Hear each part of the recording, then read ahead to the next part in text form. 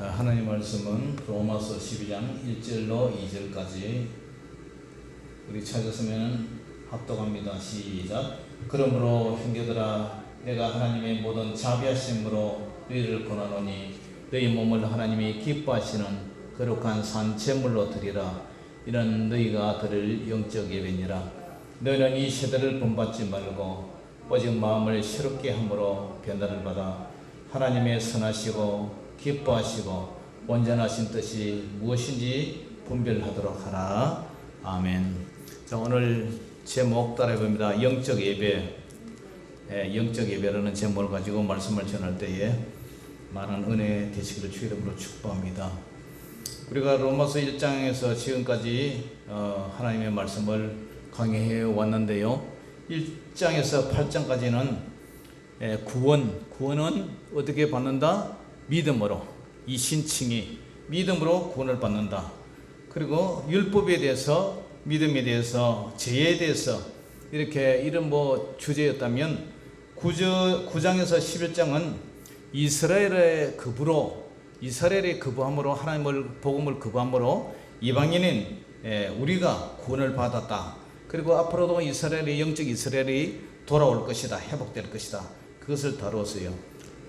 이제는 구원받은 성도가, 오늘 본문의 12장 와서는 구원받은 성도가 예수를 믿고 구원받았으면 어떻게 살 것인가, 우리의 생활, 구원받은 하나님의 자녀가 어떻게 살아야 할 것인가, 그 성도의 생활 원리가 오늘 우리가 읽었던 본문 12장부터 시작돼요.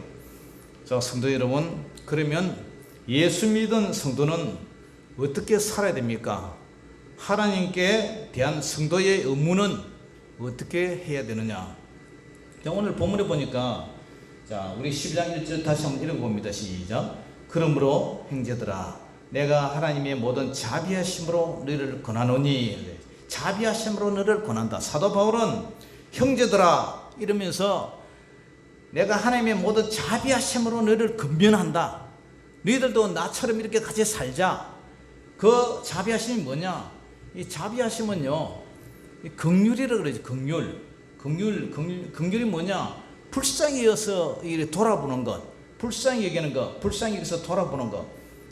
이것도 자비고요. 그 다음에 자비라는 말은 남을 깊이 사랑하고 가볍게 여기는 것, 불쌍히 여기는 것 같은 말이죠.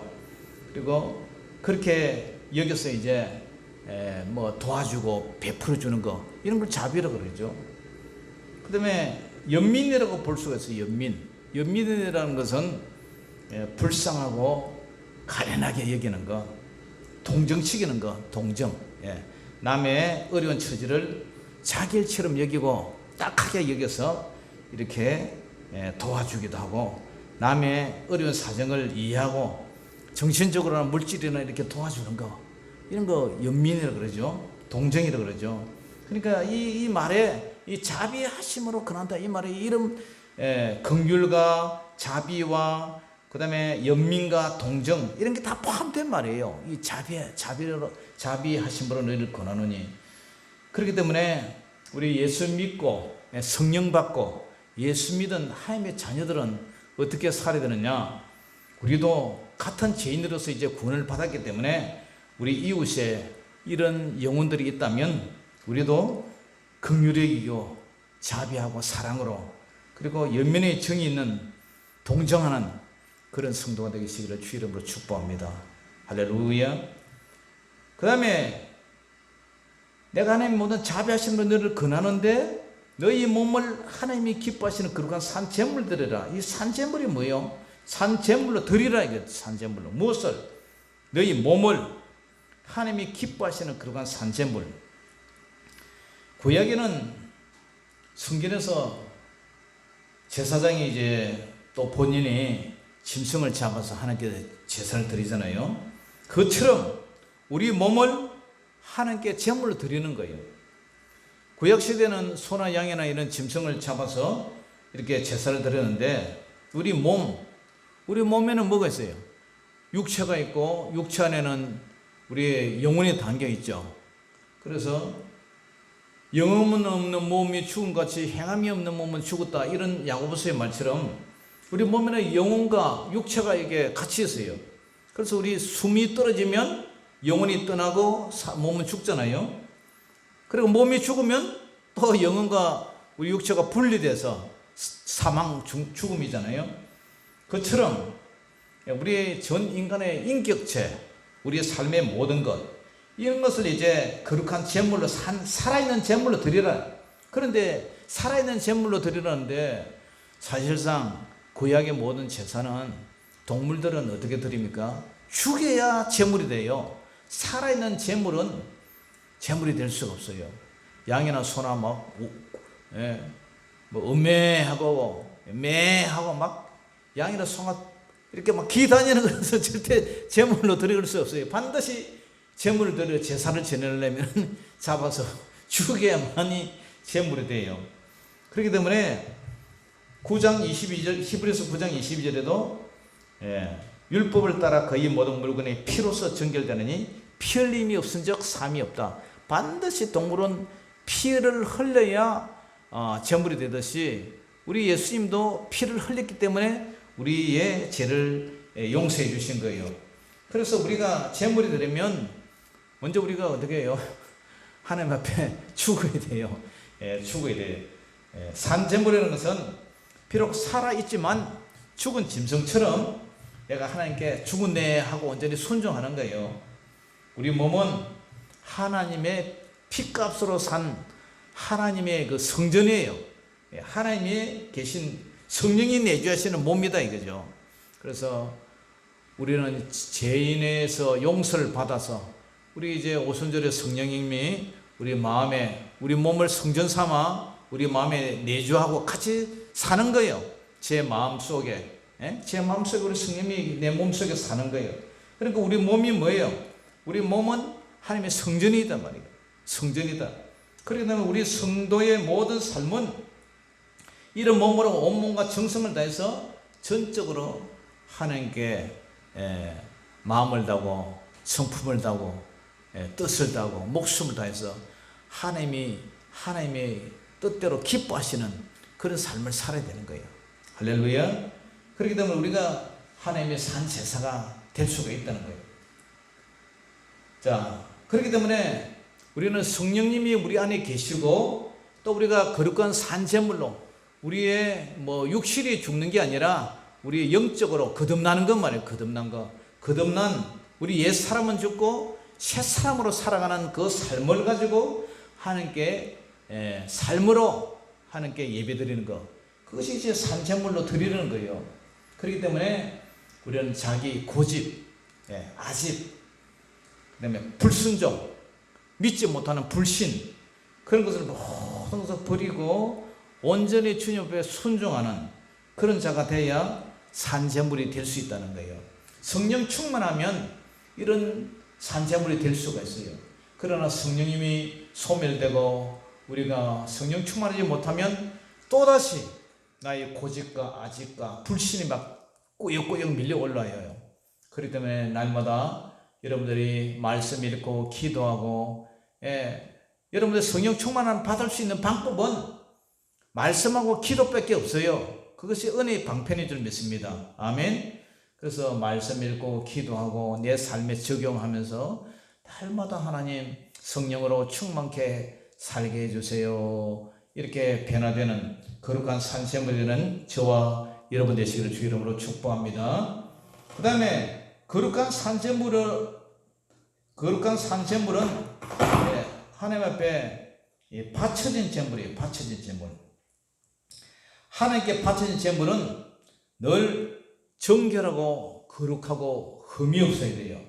레위기 1장 3절에도 흠없는 수컷, 레위기 1장 10절에도 양이나 염소의 번제이며 흠없는 수컷, 레위기 3장 1절에도 흠없는 것, 그 다음에 레위기 3장 6절에도 흠없는 것, 레위기 4장 3절에도 흠없는 수송아정으로 속죄물을 삼아 여호와께 드리라. 반드시 하나님 앞에 드린 제물은 흠없는 것만이 제물이 조건이 돼요.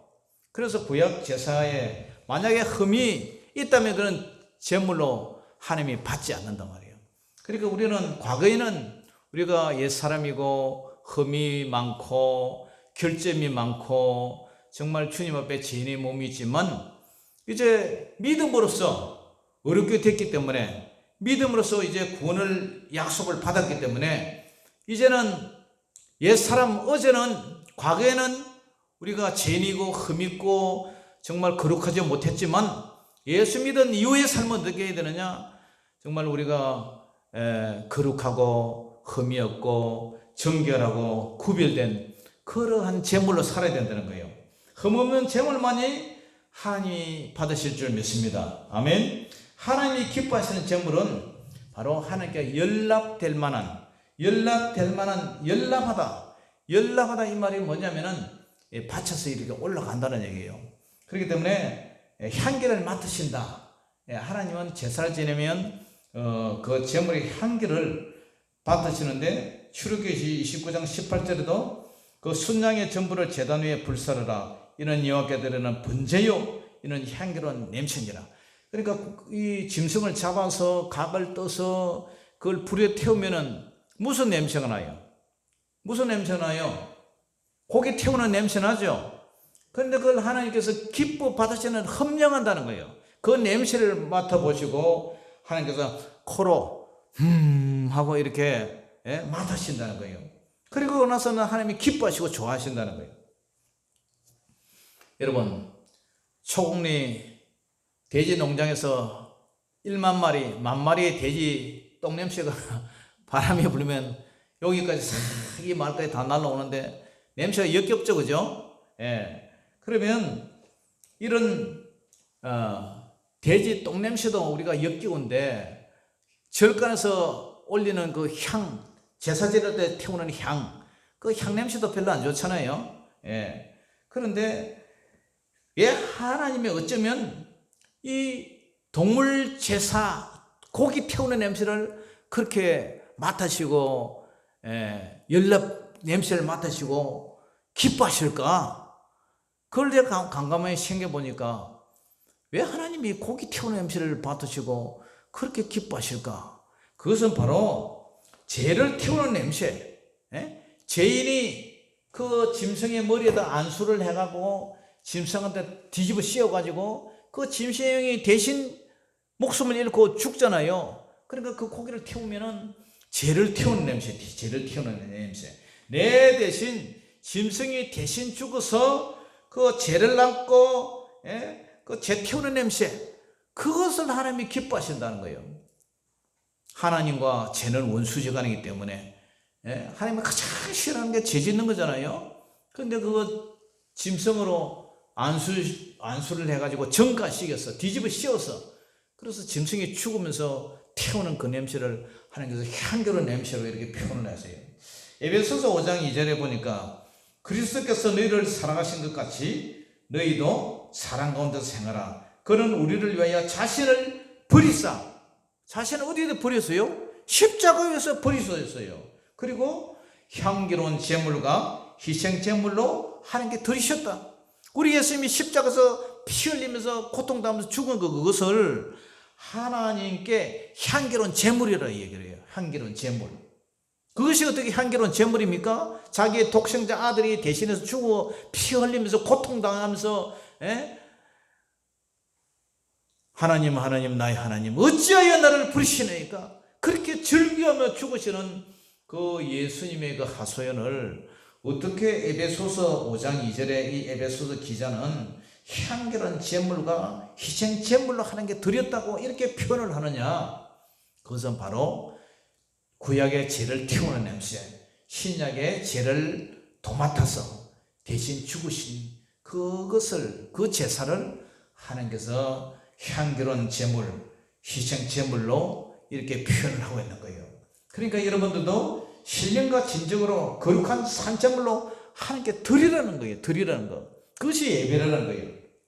고린도후서 2장 15절에도 우리는 구원받은 자들에게나 망하는 자들에게나, 우리는 구원받은 자들이잖아요. 망하는 자는 누구예요? 구원 못 받은 자, 예수 안 믿는 자. 그런데 하나님 앞에서 그리스도의 향기다. 누가? 우리 구원받은 자는 예수님이 향기다. 향기가 뭐예요? 냄새 나는 거, 냄새를 피우는 거예요. 꽃 한 개를 피우고 돼지 똥냄새를 피우느냐 아니면 꽃향기를 피우느냐. 그런데 고린도후서 2장 16절은 이 사람에게는 사망으로부터 사망이 이르는 냄새예요. 그러니까 예수 믿는 사람은 사망이 이르는 냄새를 피우고, 예수 믿는 사람은 저 사람에게는 생명으로부터 생명에 이르는 냄새라. 누가 이를 감당하려, 이런 얘기를 해요. 그러니까 우리 예수 믿는 사람은 예수 믿는 향기가 있어야 된다는 거예요. 할렐루야. 백합화 향기처럼, 백합화를 찌르면 찌를수록 그 향기가 진동이 더해지는 것처럼 우리 예수 믿는 사람은 반드시 예수님의 향기를 드러내야 된다. 하나님께서 그런 향기를 흠양하신다, 맡으신다는 거예요. 그러므로 우리가 매일 살아가는 삶이 하나님께 향기로운 향기, 향기로운 냄새, 그런 향기가 돼서 하나님이 기뻐 연락받으시는 그런 삶이 되시기를 주 이름으로 축복합니다. 할렐루야.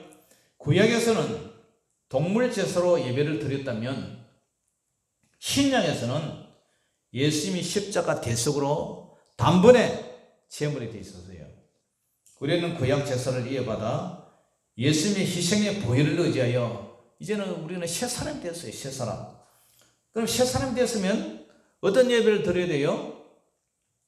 우리 자신을 날마다 하나님께 드리는 생활이에요. 하나님께 드리는 생활. 구원받은 성도의 삶은 어떻게 살아야 돼요? 생각도 거룩한 생활. 거룩하다는 것은 구별되는 거예요. 속되고 가져간 것과 신실한 것과 이게 구별시키는 것. 그죠?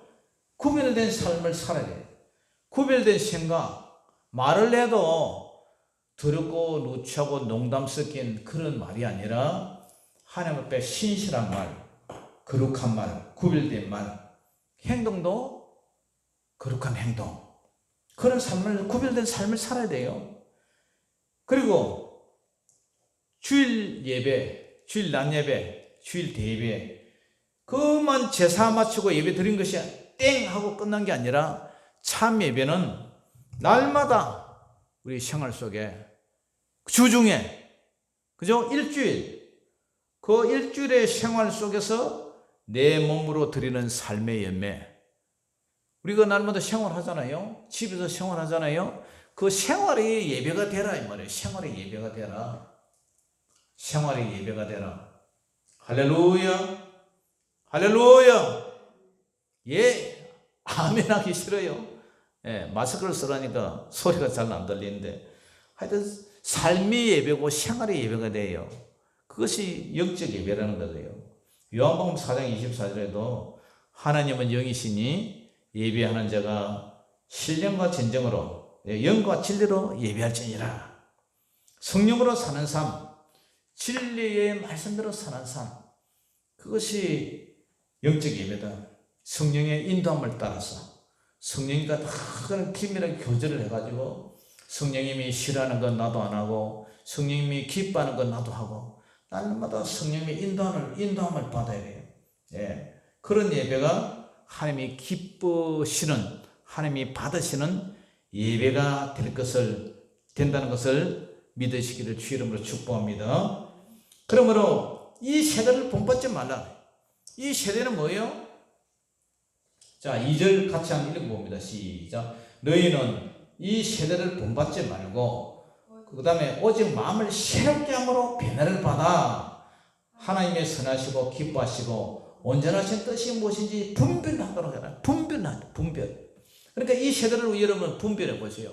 이 세대는 수단과 방법을 가리지 않고 돈 벌고 이 땅에 썩어질 것을 위해서 우리 마음을 두고 저 세상에 대한 소망이 없고 그냥 이 세상에서 잘 먹고 잘 살고, 그죠? 육신의 삶, 그런 것, 육적인 삶.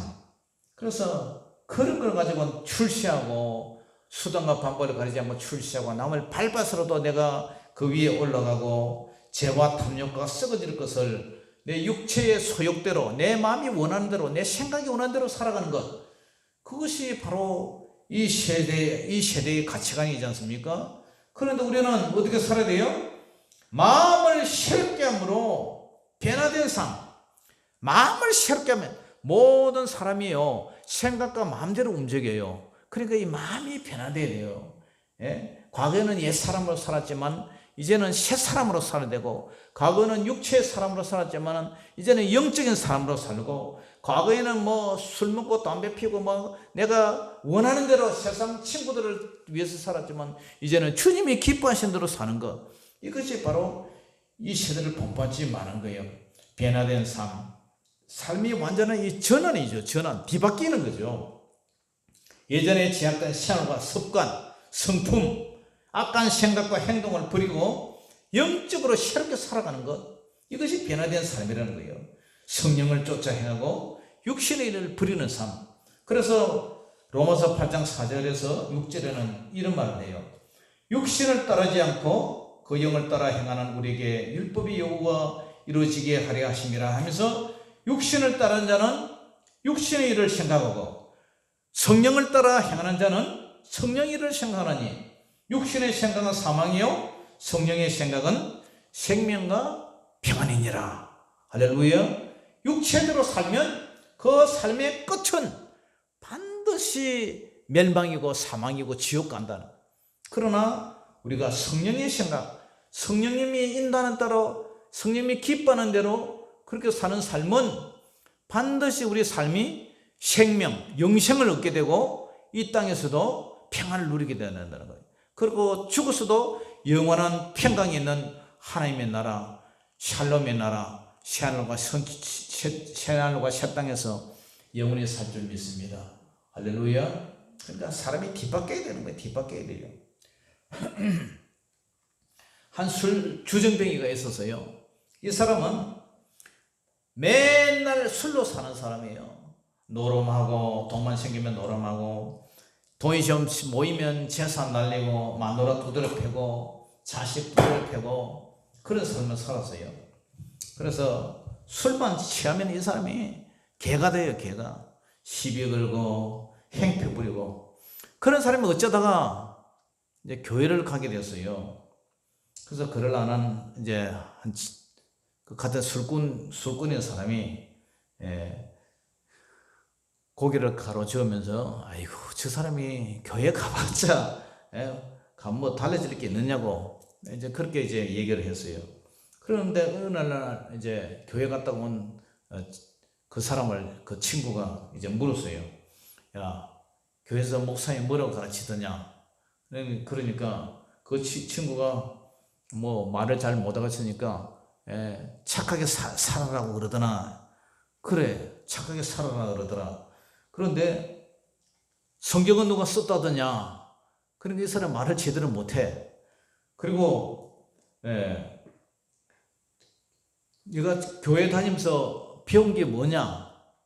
잘 생각이 안 나서 말을 잘 못하고 쭈삣쭈삣하고 있으니까, 이 사람은 교회 다닌다고 다녔는데 뭐 네가 교회에서 배운 게 뭐가 있냐? 뭐 하려고 교회 다니냐? 시간 뺏겨가면서 뭐 하려고 교회 다니냐? 그러니까 이 사람이, 내가 다른 거는 잘 모르겠는데 전에는 술이 없으면 내가 견디지를 못했는데, 술 없으면 내가 못 사는데, 물은 안 마셔도 술은 마시고 살아야 되는데 요즘은 술 생각이 별로 없어. 그리고 전에는 퇴근만 하면 돈만 생기면 노름방으로 갔는데 요즘은 퇴근만 하면 집에 빨리 가고 싶어. 그리고 전에는 애들이 나만 보면 슬슬 숨고 막 그랬는데 이제는 애들이 나만 보면 막 안기고 아빠 하면서 달려들어. 그리고 이제는 한 상에 앉아서 밥도 같이 먹어. 전에는 마누라가 내만 보면 눈치 슬슬 피하고 막 숨기 바빴는데 이제는 마누라가 내가 퇴근만 하면은 대문 밖에서 기다리고 있어. 그것이 바뀌었어. 이렇게 얘기를 하는 거예요. 그래서 이 사람이 개인적으로 예수님을 만난 경험, 그걸 뭐 말놓고 뚜렷이 뭐 학적으로, 그죠? 뭐 교리적으로, 학적으로 이게 말을 잘 못해도 하여튼 삶이 달라진 거예요. 그러니까 과거에는 이렇게 살았는데 지금은 이렇게 산다는 거예요. 그게 바로 변화라는 거예요. 그것이 하나의 영적 변화라는 거예요. 할렐루야. 과거에는 개차반으로 살던 사람이 이제는 정신을 차리고 어쨌든 영적 거룩한 생활로 사는 거, 이게 변화라는 거예요. 그래서 하나님이 선하시고 기뻐하시고 온전한 뜻이 무엇인지 우리는 분별을 해야 돼요. 분별. 예? 그걸 똑바로 보고 판단을 해보라는 거예요. 그래서 우리는 가치관, 예? 내가 어디서 왔다가 어떻게 살다가 어디로 갈 것인가, 그 나의 삶의 가치관. 과거에는 돈을 위해서 내가 살았지만 이제는 돈보다 더 중요한 영생, 천국을 위해서 산다. 그리고 나의 인생관도, 과거에는 내가 출세를 위해서 이 땅에서 잘 먹고 잘 사는 것을 목표로 살았지만 이제는 내 삶이 그것이 아니구나. 이제는 오직 나를 십자가에서 구원해 주신 예수님 성령님과 모시고, 하나님이 기뻐하시는 뜻을 위해서 내가 살아야 된다. 그런 가치관이 바뀌어야 된다는 거예요. 이 마음의 변화, 생각의 변화, 이 삶의 변화, 옛 사람을 버리고 새 사람이 되는 삶, 이 삶이 바로 영적 예배의 삶이라는 사실이에요. 할렐루야. 그렇기 때문에 골로새서 3장 10절에도 새 사람을 입었으니 이는 자기를 창조하신 이 형상을 따라 지식에까지 새롭게 하심을 입은 자라. 이 지식, 우리가 알고 있는 하나님만 아는 지식까지 새롭게 된다는 거예요. 에베소 4장 22절에서 24절에 사도 바울은 이런 얘기를 해요. 너희는 유혹의 욕심을 따라 썩어져가는 구속, 옛날 습관, 그 옛사람을 벗어버리고 오직 너희의 심령이, 우리 마음이, 우리 영혼이 새롭게 되어서 어떻게 해요? 하나님을 따라 의와 진리와, 의와 진리의 거룩함으로 지으심을 받은 새 사람이 되는, 새 사람. 이 새 사람, 이것이 바로 변화를 받아서, 이 세대를 본받지 말고 오직 마음을 새롭게 함으로 변화를 받아서 하나님의 선하시고 기뻐하시고 온전한 뜻이 무엇인지 분별을 하도록 하라.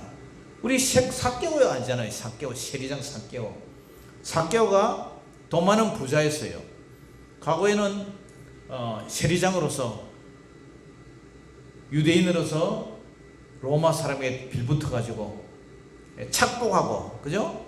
이 유대인들을 착복해서 세금을 갖다가 더 과다하게 걷어가고, 호주머니, 딴 호주머니, 인마이 포켓 딴 호주머니 차고, 그래 부자가 됐어요.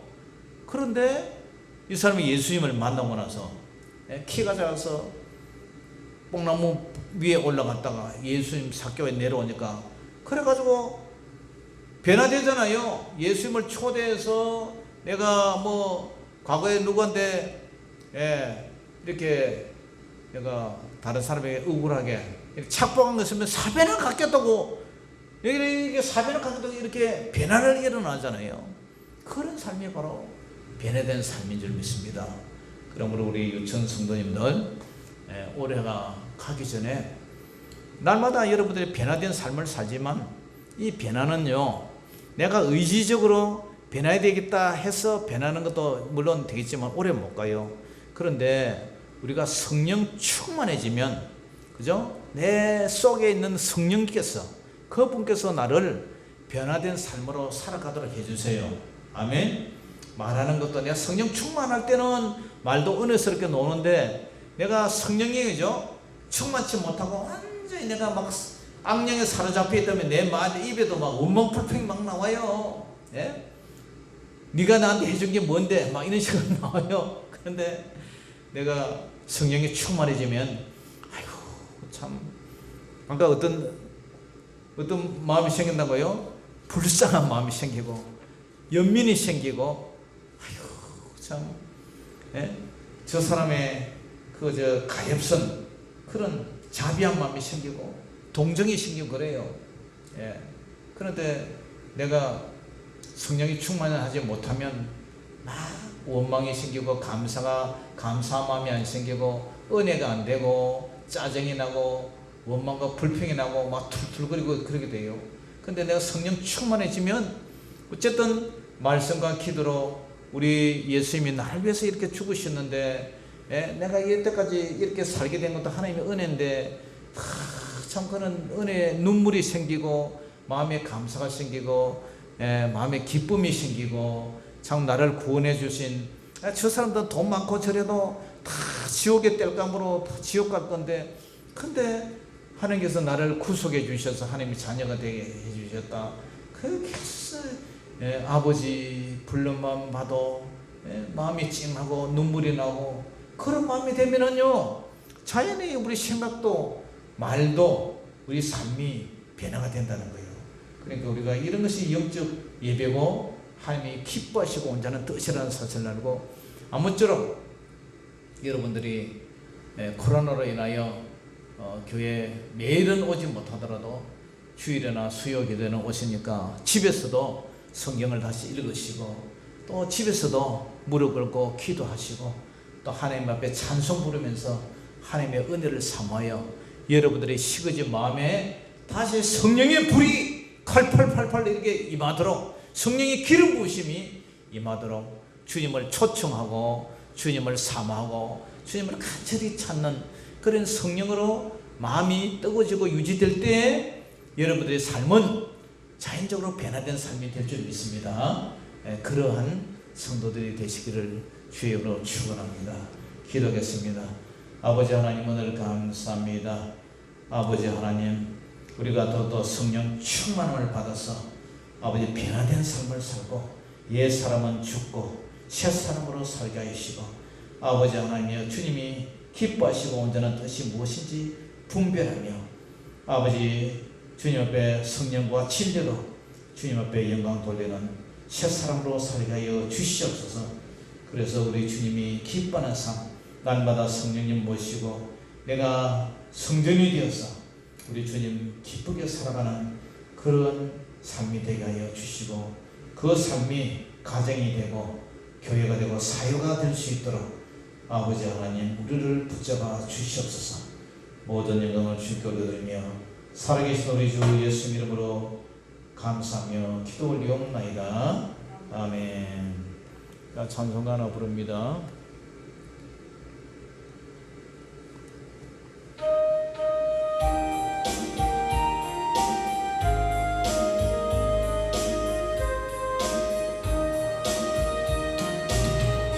저 되기 원합니다. 진심으로 진심으로 진자 되기 원합니다. 진심으로 진심으로